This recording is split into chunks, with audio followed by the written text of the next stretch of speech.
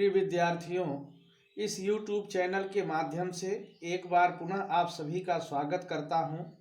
आज हम लोग विसर्ग संधि के तृतीय भेद उत्त संधि का अध्ययन करेंगे। इस संधि में उ का विधान होता है, इसलिए इसे उत्त संधि कहते हैं। इस संधि के दो सूत्र अर्थात नियम हैं। पहला अतो रो रप्लुता दप्लुते और दूसरा हस च। तो आइए इन नियमों को क्रमशः पढ़ते हैं और उदाहरणों के द्वारा समझते हैं। पहला नियम है अतो रो रप्लुता दप्लुते। सूत्र की व्याख्या इस प्रकार से है कि यदि पदांत स के स्थान पर आदेश हुए रु के र के पूर्व अप्लुत अर्थात ह्रस्व अ हो और बाद में भी ह्रस्व अ हो तो र के स्थान पर उ आदेश हो जाता है। नियम को इस प्रकार से समझ लें कि जैसे विसर्ग के स्थान पर पहले स होता है, फिर स के स्थान पर स सजुषो रू से रू का र होता है। इस र के पूर्व यदि ह्रस्व अ हो और बाद में भी ह्रस्व अ हो तो प्रस्तुत नियम से र के स्थान पर उ आदेश हो जाता है। अब हो जाता है अ, उ और अ। फिर पूर्व के अ और उ दोनों में आद गुणा सूत्र से गुण संधि होकर के दोनों के स्थान पर ओ और यह अ। अब ओ और अ में इंग पदांतादत सूत्र से पूर्व रूप होकर के दोनों के स्थान पर पूर्व रूप अर्थात ओ हो जाता है। अब आइए इसको उदाहरण के द्वारा समझते हैं। जैसे देवः अपि।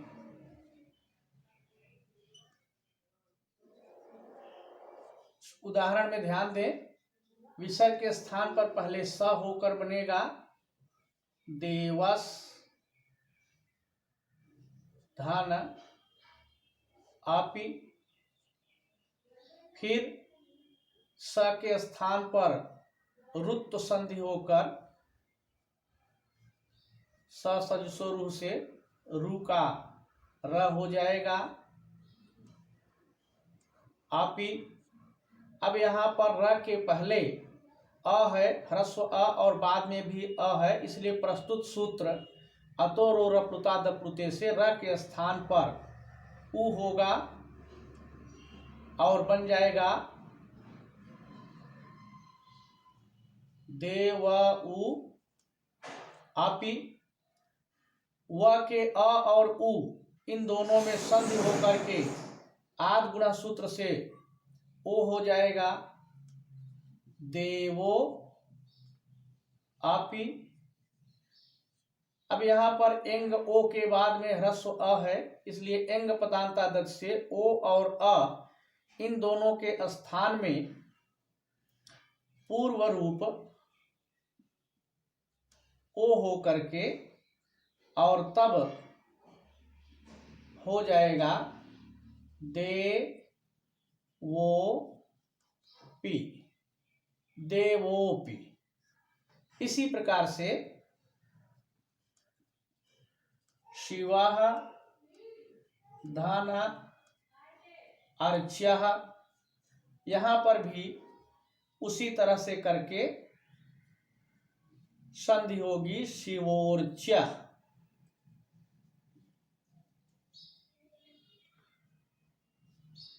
बालः धन अपि, बालः धन अपि। उसी प्रकार से संधि करके बन जाएगा बालोपि।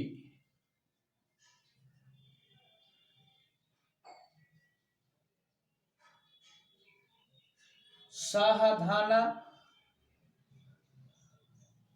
अपि, सोपी।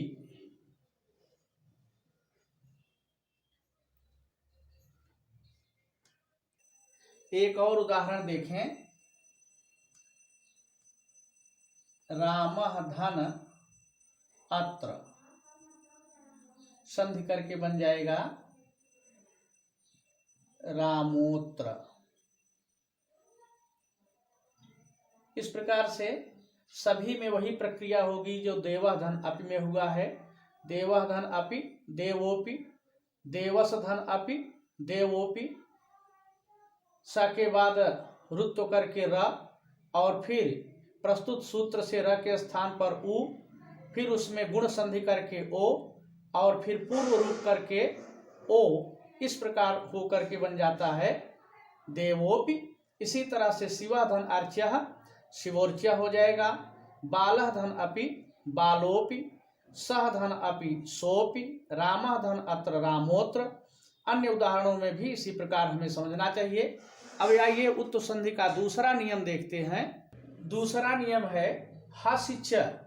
हसि च सूत्र की व्याख्या इस प्रकार है कि यदि पदांत स के स्थान पर आदेश हुए रु के र के पूर्व ह्रस्व अ हो और बाद में हस प्रत्याहार का कोई वर्ण हो, तो भी रु के र के स्थान पर उ आदेश हो जाता है।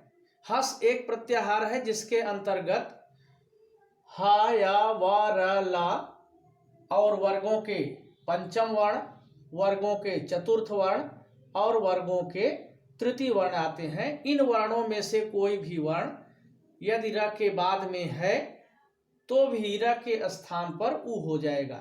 इसके पूर्व के नियम में हम लोगों ने पढ़ा अतो रो रप्लुता दप्लुते में कि यदि र के पहले ह्रस्व अ हो और र के बाद में भी ह्रस्व अ हो तो र के स्थान पर उ होता है। इस सूत्र में कहा गया कि यदि र के पहले ह्रस्व अ हो और बाद में ह्रस्व अ न हो करके यदि हस प्रत्याहार के अंतर्गत इन वर्णों में से कोई भी वर्ण आता है तो भी र के स्थान में उ आदेश हो जाएगा। जैसे रामः धन नमति, यहां पर भी वही प्रक्रिया होगी।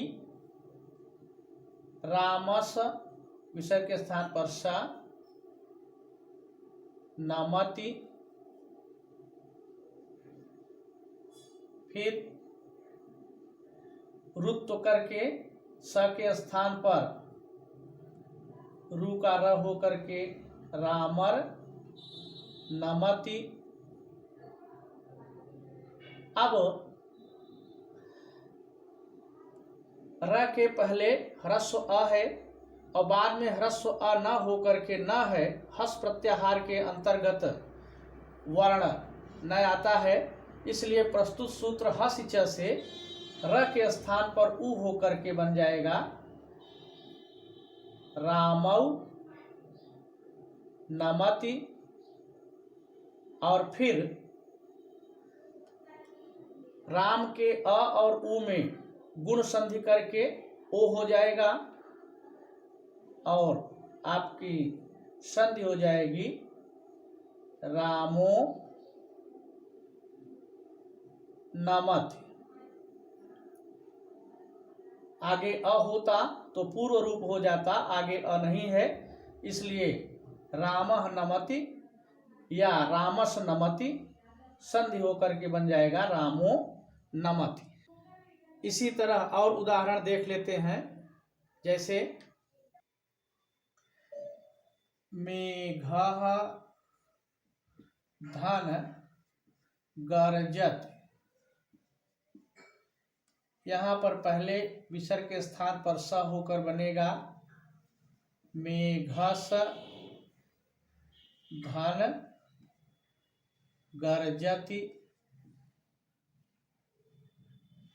फिर स के स्थान में स सजुषो रूह से रुत्व का र होकर मेघर गर्जति,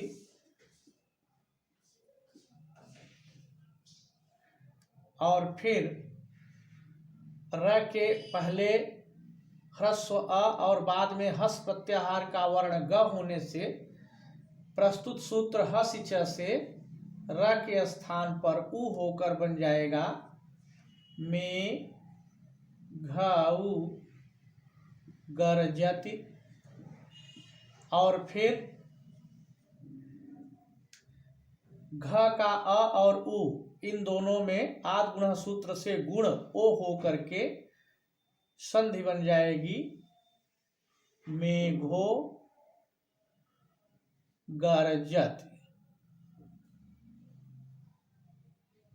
इस प्रकार से मेघ गर्जत आता है तब भी संधि हो जाएगी मेघो गर्जत, और मेघस गर्जत आता है तब भी संधि होगी मेघो गर्जत। इसी प्रकार से शिवः धन वन्द्यः, शिवः धन वन्द्यः, शिवश धन वन्द्यः, विसर्ग का सा होकर के शिवश धन वन्द्य होगा। और फिर स के स्थान में र और र के स्थान में प्रस्तुत सूत्र से उ होकर के और गुण होकर के संधि हो जाएगी शिवो वन्द्य।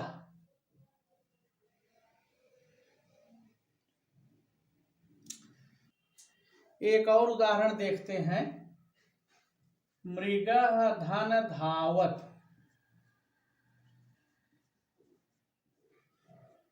यहां पर भी विसर्ग का पहले स,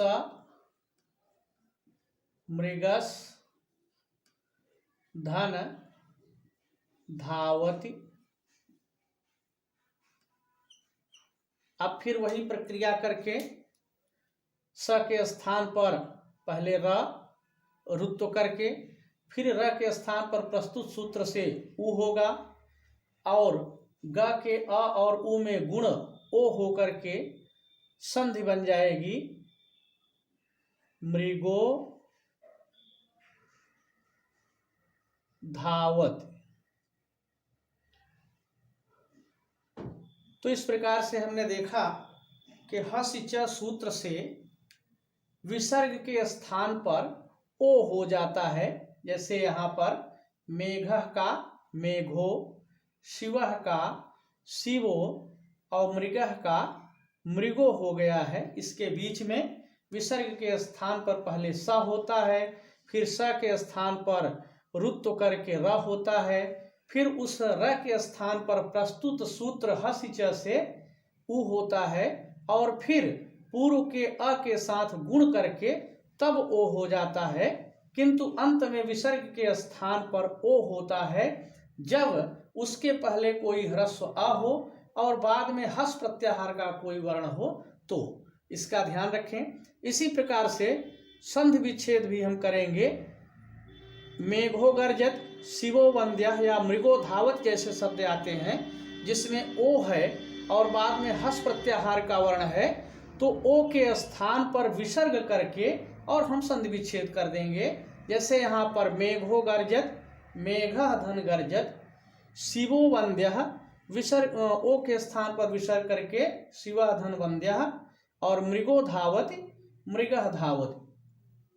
संधि करने के लिए मृगः धावति आए या मृगस धावति आए, संधि हमारी होगी मृगो धावत।